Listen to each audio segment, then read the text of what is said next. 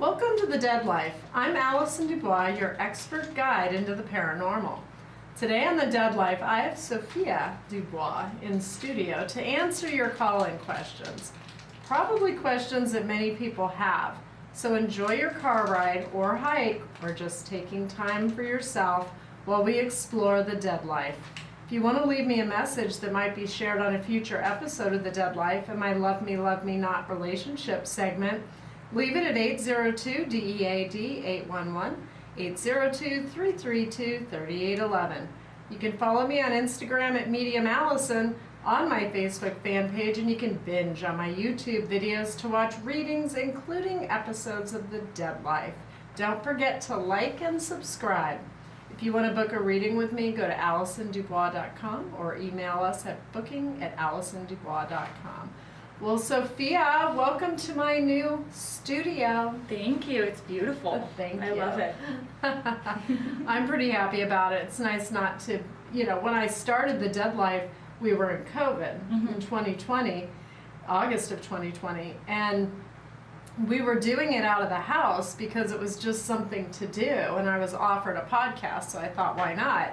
And it's been nice now, 4 years later, 200 episodes later. I was going to say, it's 201 today, right? Yes, yeah. 201 episodes. To be able to move into an actual media room, I've got my own offices, multi-office building, and I love this. So we can play. We can play around. I got my medium sign.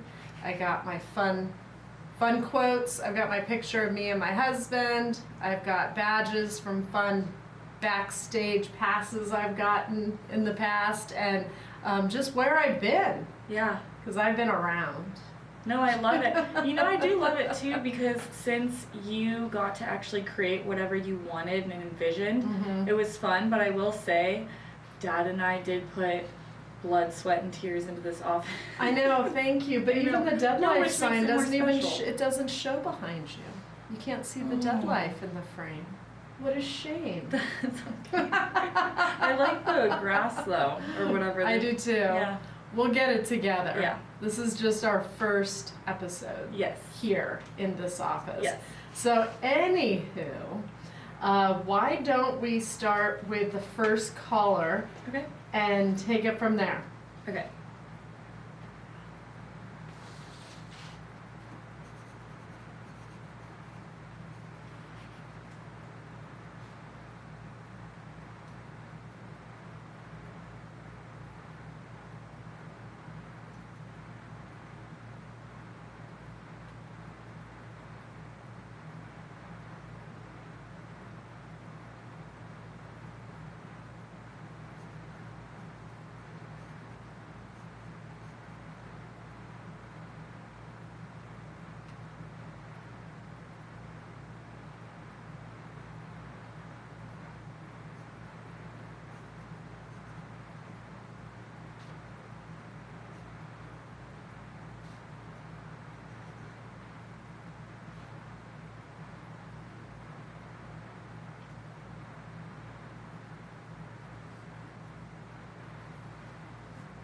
Oh. Well, thank you, Andrea. Thank you for calling in. Love of her life. Lost him 18 years ago. I mean, I'm glad they reconnected, but with her question about the other side, I will say soulmates, especially ones who have lost one precedes the other in death, they do find each other on the other side. Even if you draw in other relationships later, and I've had people ask me this over the years because I've read people who have had, 4 or 5 husbands before, and they're like, who's mom with? They go back to the one they have unfinished business with, and it's if she lost him 18 years ago, she still sounded pretty young.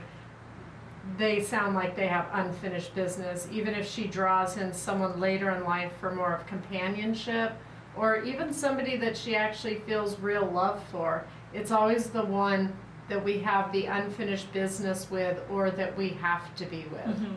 So, I think it's the fact that she's still thinking about him this many years later that I think I agree with the unfinished business.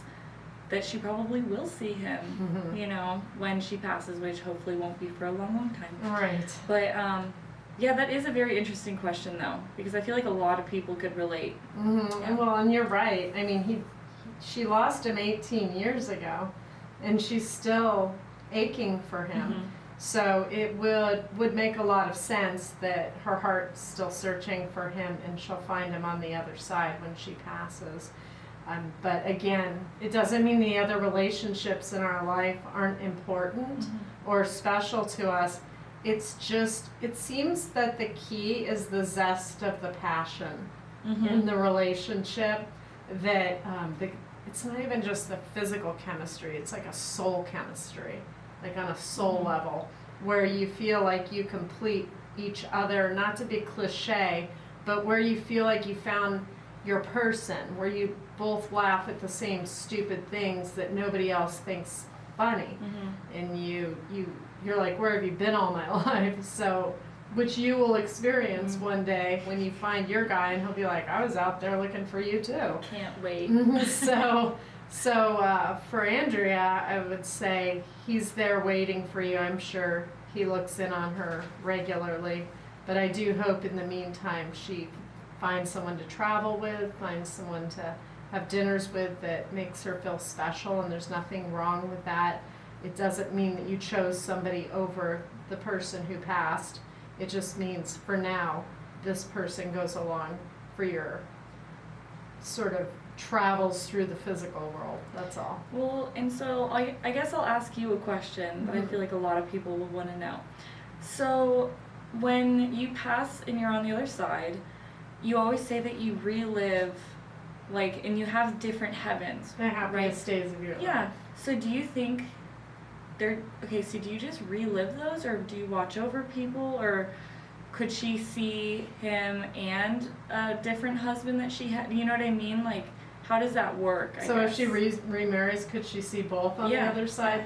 Normally, the other relationships will have run their course. Okay. So again, the passion is the zest of the magic of what pulls you together on the other side, that need to be together. And you typically wouldn't have multiple husbands that you feel like you need to be with that person. They usually fill different needs in life that you have when they come later in life. And I've met people who found the love of their life later in life. I just find it different than the ones that find it when they're young. You know, when you're projecting so much energy and physically together and more intense with one another. It's the intensity of the relationship. Well, so you think that they'll relive memories that they had when they were younger together, or will she see? So he can relive memories he made with her as though they're happening to him for the first time. Okay. So that's what they do so that they don't miss us as much. So they have that option, which we do too, really, if you think about it.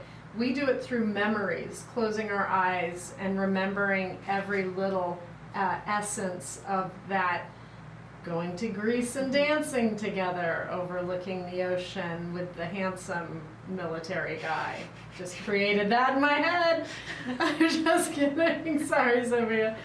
He was very good looking. Anyways, those are the moments that wait for us on the other side that we can relive. If you're a single person and you have those moments with multiple people, I've seen people that are single relive those moments, but also say, I'm around a bunch of young people like me and I look good and they know it. Okay, So there seems to be this interesting mix of people over there that if you didn't achieve your heaven on earth, they can have sort of a temporary heaven of where they're at, but usually those people come back because there's a few different buckets you have to fill.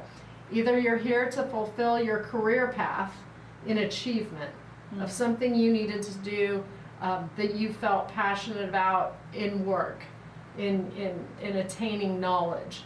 So that can be one reason you're here. That can be a path. Doesn't mean you have to find the love of your life, to be the most revered person in your field, and the most excellent mother on the planet all in the same lifetime. Now, some people will, but you don't have to do that. It can just be focusing on one area of your life. Like, don't compare yourself to others because you have your own journey. Yeah.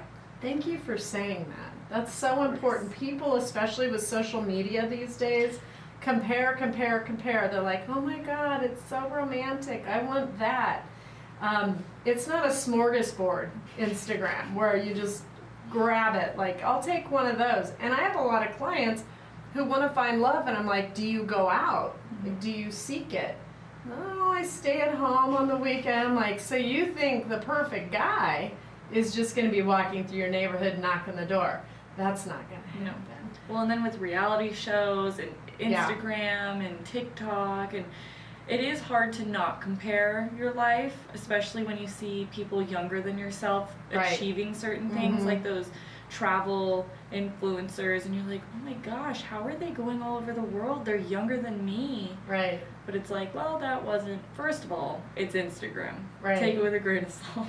And can I just say, when there's a camera in your face, and I know this from living the life I've lived with a camera in my face, you don't enjoy what you're doing nearly as much as if it's not there. So those people will have those moments that they created for this fictional world, which is, you know, online technology. But the people that go there without the camera in their faces are actually the ones that are Really squeezing living it and really squeezing the enjoyment out of it and creating versions of their heaven. Those influencers with the cameras, that's not going to be a version of their heaven. So I wonder what they will find at the end. I'll let you know as soon as I bring through an influencer. They're still young, so time will tell, but I have yet to see anybody come through filming themselves. Right? Taking selfies. Yeah, exactly. Heaven selfie. Right. Yeah, that'd be number one You're online. like, hey God, get in here. I know. I gotta show my followers. Moses, you too. Yeah. Come over here. Mary, everybody, all at once. Great lighting. Great lighting off the clouds. I'm really loving the look. That's so funny. All right. Well, thank you, Andrea. I hope that answered your question. Let's go to the next caller.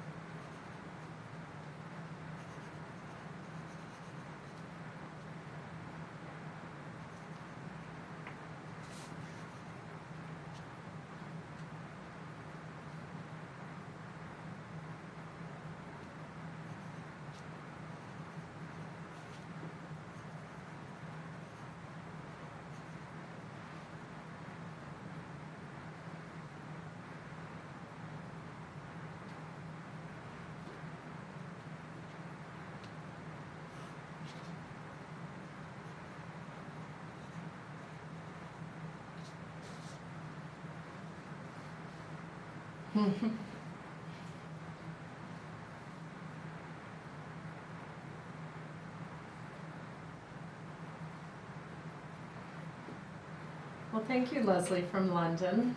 How cool are we? I know. We're international. Love it. So it's a very good question, and so I wanted to answer this because I know a lot of people have questions about guardian angels, and I will say there's a distinction here to be made. Guardian angels don't feel familiar when you first experience them. Loved ones who have passed will feel familiar. So they're easier to recognize in their energy. If you have any sensitivity at all, you'll pick up on their male or their female, the energy of their personality. Sometimes they play music, so you know music was important to them.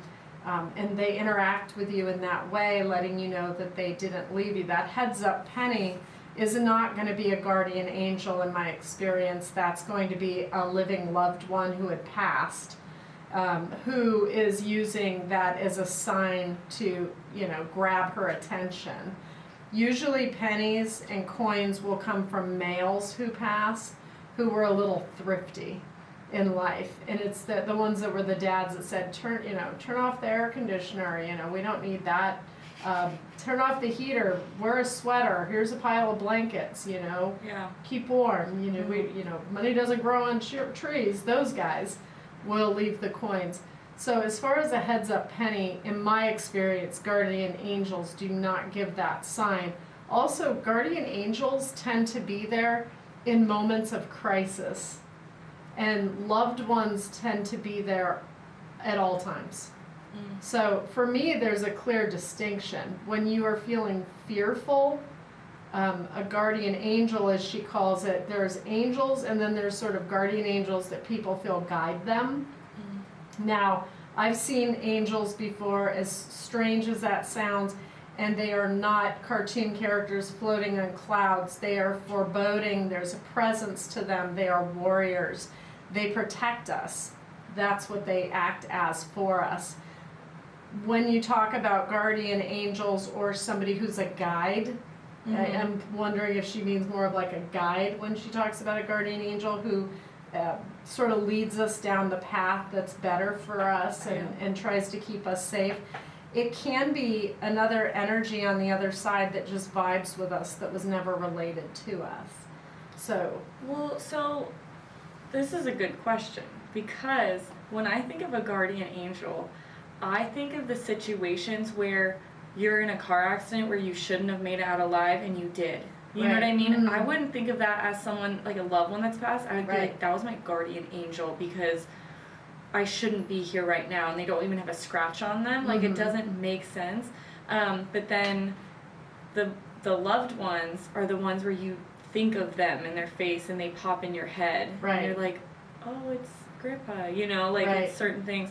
But then there's a third one, which is the universe, that is sending you certain things. I guess it could be a guardian angel. That this past week to 2 weeks for me has been nuts of just random coincidences and things, people popping up, and it doesn't make sense. So there's like that third category. The universe trying to teach you something. Yeah, a lesson. Right. Yeah. So the universe does teach lessons, and what you speak of, say, a car accident, your dad had spoke of one when he was young, when he was first driving, I believe, and he was in an accident and broke his collarbone. And the damage to him should have been far, far worse than it actually was. And sometimes people will even describe feeling pulled back into the car, or I reached over the seat to grab my dog, and at that exact second, I would have been decapitated if I hadn't reached back. There's very specific instances of it came from God or it came from a higher power where it wasn't your time, where you were saved, but loved ones can also act as that. So if it's not your time, and the universe and the other side is saying, say to my dad, your grandfather, okay, she's not supposed to die, this accident is gonna happen. It has to happen because it's part of her story, but we're gonna allow you to intervene to make it less painful for her. And so then my dad can act as that buffer. Now, if you don't have family, I would imagine guardian angels would be more predominant in your in your space, that they're around you to save you because you don't have the family that you have the connection to. So I think it depends on your energy relationship with your own family. You lose somebody that you love, even though you didn't know Grandpa Mike, he loves you and he's watched you grow up your whole life. So if you have an experience like that, some people will say, well, I didn't know him, I didn't love him, I was young when he died. That doesn't mean there's not a relationship there. To him, there's a relationship, and when you cross, there will be that relationship where you know him, but he will still try and protect. So, I don't see, unless I'm there, and I'd have to be there for each instance of these occurrences, but I've watched the life after death and people that are brought back, the near-death experiences, and they always talk about a family member being there, unless they didn't have a close family member, and then they speak of somebody they'd never seen before that was taller than them and more godlike, or a power source on the other side that's there greeting them, possibly a guide or a guardian angel, but they feel safe with these beings on the other side. They always say that. Yes. Like, they were so warm. Yes. And they don't want to come back, and they're angry when they're sent back. They're like, I don't want to come back, I want to stay there. And sometimes somebody's dad will, love them, and they'll be like, no, I want to be with you, Dad, and they'll try and walk towards them, and the more they walk towards them, the more they get pulled backwards because it's not their time, and they're told they have to go back.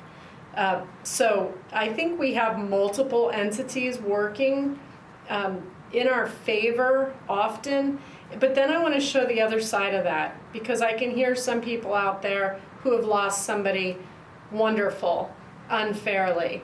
Where were their guardian angels? Where were their loved ones? Unfortunately, there are some people, and I don't really want to consider them sacrificial lambs, but they're instrumental in making the rest of humanity better or saving other people's lives. And as parents, although we'd say, why my kid? Why not somebody else's? And we know it's selfish, but we can't help but to feel it because we love our kids. The universe has the final say in what happens always. And when somebody is taken unfairly like that, like children, innocent children that shouldn't die, I'm shown them being removed from their bodies before they were actually killed, almost like a presence. They're pulling them out, knowing what was happening. Excuse me. No, you're good. I agree. I think that there's just a lot of different contexts that you could do it all day. Yeah. People giving you examples. Yeah.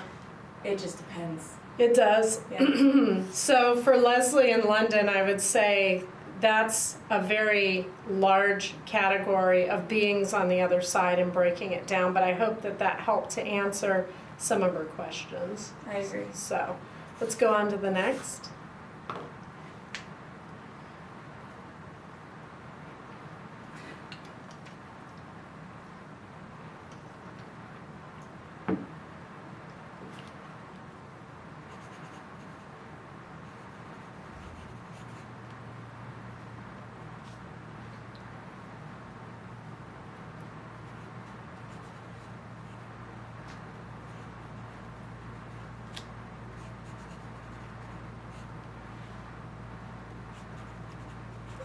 Was the name Macaulay?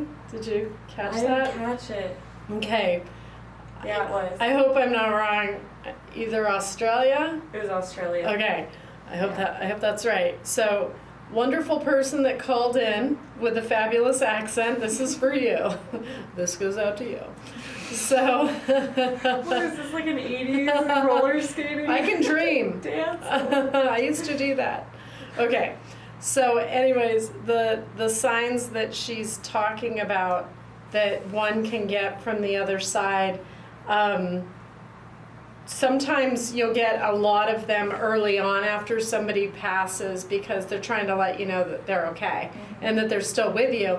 After an amount of time passes, if they feel they're holding you back, they pull their energy back because they need you to live. You have a path, like they had a path, that you need to go down. So they'll pull their energy back in order to make sure that you re-engage with the living. It doesn't mean that they left you. It means they're releasing you from the burden of their loss. And they're saying, live for us, live for me, live for you.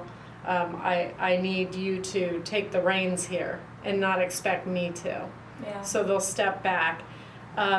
So the longer somebody's passed, she asked, is it less likely that they would communicate? It is, for that reason. Now, it doesn't mean that they 100% cut you off, but you're just going to get a lot fewer signs with less intensity, because the intensity they have is usually in the beginning of their passing, in the first year or two, so that you can move on through your grief, knowing they're still there with you. And that's why they send the signs, is reassurance for us and a reinforcement that their love is still with us and that they're still with us and that they're part of our lives. So, yeah, if 25 years passes, a lot's happened. right? Yeah. A lot's happened in Yeah. that 25 years, and you're not going to feel them as much. It's going to be much fainter. You've lost other people. You've Yeah. possibly fallen in love with other people. Your world looks different than it did at the time that they pass. So, yes, a lot of them will then move on once they know that you're okay. It's not that we keep them here. I don't want people to feel guilty, like somehow we're burdening them by needing them. They love to be needed. They love to be part of our lives. But when they see that we're not really engulfed in the grief anymore, and that we can take part in life and enjoy ourselves and recommit to other people or build friendships and travel, and we're okay. Once they see that, she also mentioned step back. It was, I think, her twin, okay, which I'm sure her twin after 37 years. I'd have to listen to it again, to be honest with you, so I hope we're not totally... No, I think She said twin flame. Twin flame. Twin flame, I was yeah. like, if it's a twin, they're like, No, twin live flame. your own life, you know? Okay, so this is a love. This is like her love of her life, or the person that completes her somehow. Don't want to hold her back, but the thing is, you also need to know that when they pop in your head randomly, that's a sign in its own saying, hey, I'm still here, I still love you, but like, live your life, you know? Well, and for people who find that match, their match, I always feel so happy for them. And even when I bring them through for their living loved one, I always say, I'm so happy that you had that in your life. Because there are some people that go through an entire life and they never had one person feel that way for them. And so I think it's why the young relationships carry so much energy, because we're more fearless at that age. You know, we'll fight for something. We'll go after you. We love you. It's intense. It's passionate. We're free. You know, our bodies are still young and everything's perfect, and the music, and we're not clouded by the world yet and the burdens that come along with time on the planet. So for her with the twin flame, you know, that's somebody who, even though she'll hear like a faint whisper of that energy still around her, they do fade. So I hope that answers her question about, you know, this person, the significant person in her life, and knowing that they don't leave because they don't care anymore. Yeah. It's more of a helping us move forward, forcing us to move forward, if you will. Yeah. So I like the questions. I like the call-ins. Call in, people. These are good ones, and I like the international ones. I'm digging the accents. We're gonna have to start a game I know. on accents and regions. I like it. Well, Sophia, thank you for being here with me. Next time we'll get the dead life in your shot for we'll sure. Bring it down. Yeah, we'll get a little bit. It'll be good. A little bit more dead in the life there. I like it. So very cool. So I'll have you back when we get some more relationship questions in, but I thought we had a couple of good romance questions they were today, good. so I wanted to do Love Me Not today. Yeah. I hope I helped everyone listening ask, you know, because you know all these answers, but I'm speaking on behalf of everybody else. And they appreciate it. You also speak on behalf of the younger generation, as I am now the oak. Oh my The God. older generations. I speak for you. Oh my God. So thank you so much for being here. Coming up this month, I have Sue Frederick, master numerologist, in studio to talk to us all about the rest of this 8-year and what to expect in 2025, a 9-year and a year of endings.